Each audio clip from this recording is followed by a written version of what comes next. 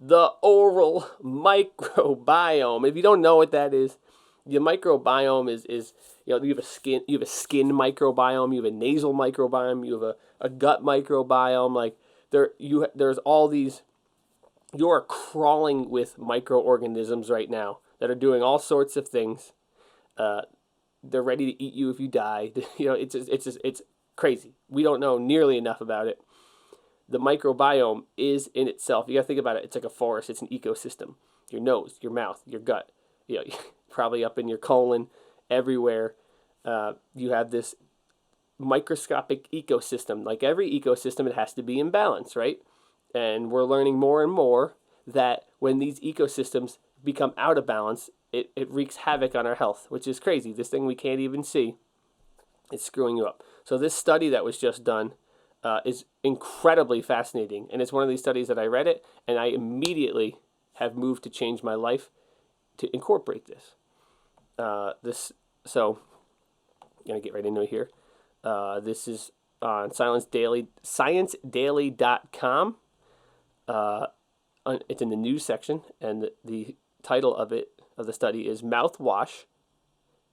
Mouthwash use could inhibit benefits of exercise. Now you're saying, what the heck? How does that make any sense? Well, I'm going to read you a little bit of the article. If you want to, this isn't really even an article. This is like the project. Like this is the actual study.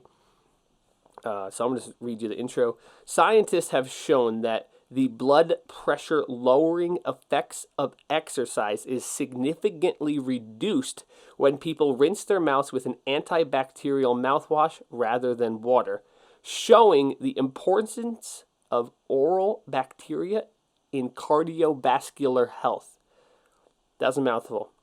Pun intended.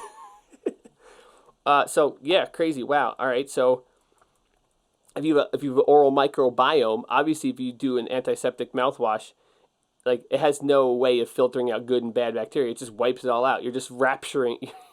You're not rapturing out the bad bacteria. You're just genociding everything, right? So moving along a little bit here. Some species of bacteria in the mouth can use nitrate and convert into nitrate. All right, that's what it says. A very important molecule that can enhance the production of nitric oxide in the body. When nitrate is in saliva, it's swallowed. Part of the molecule is rapidly absorbed into the circulation and reduced back to nitric oxide. This helps to maintain a widening of blood vessels, which leads to a sustained lowering of blood pressure after exercise. So apparently, some crap that's in your mouth, when you swallow it, absorbs into your blood, and that helps your blood vessels expand, better blood flow. When the volume of area the blood is filling is wider, you have lower pressure, right? Like when you close off the hose, it's like, you get the analogy, right? So the scientist said, quote, "We wanted to see whether blocking nitrate's ability to be converted into nitrate by inhibiting the oral bacteria. Wanted to see if it had an effect on it, right?" So I'm going to go into the report a little bit, see if I could tell you exactly what they did. I know it's in here. So let's see. The study was done on 23 healthy adults. 23, it's a pretty small sample size. They ran on a treadmill for 30 minutes on 2 separate occasions, after which they were monitored for 2 full hours. 23 adults, 30 minutes, 2 occasions, 2 hours of monitoring. On each occasion, at 1, 30, 60, and 90 minutes after the exercise, they were asked to rinse their mouth with a liquid, either a mouthwash that had 0.2%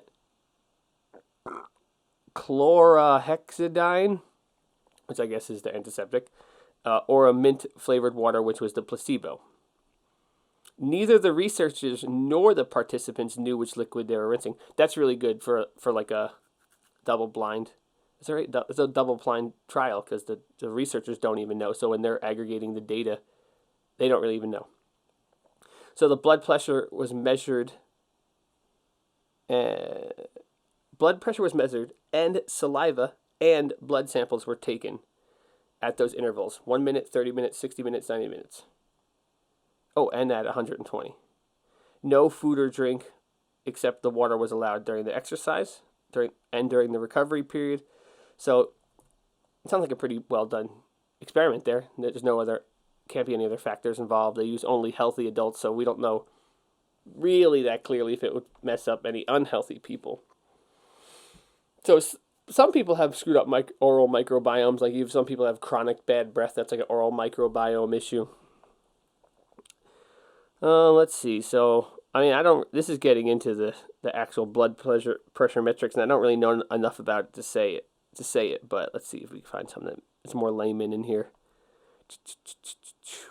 Here we go. The results show the blood pressure lowering effects of exercise were diminished by more than 60% over the first hour of recovery and totally abolished after 2 hours.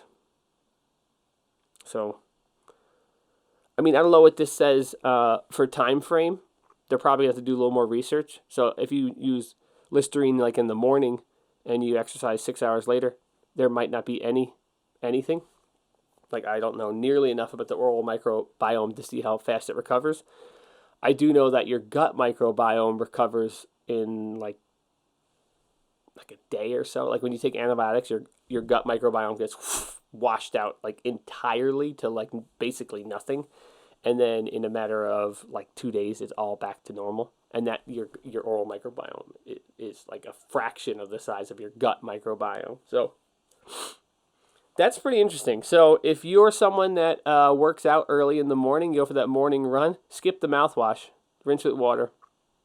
Maybe stick with the mouthwash at night.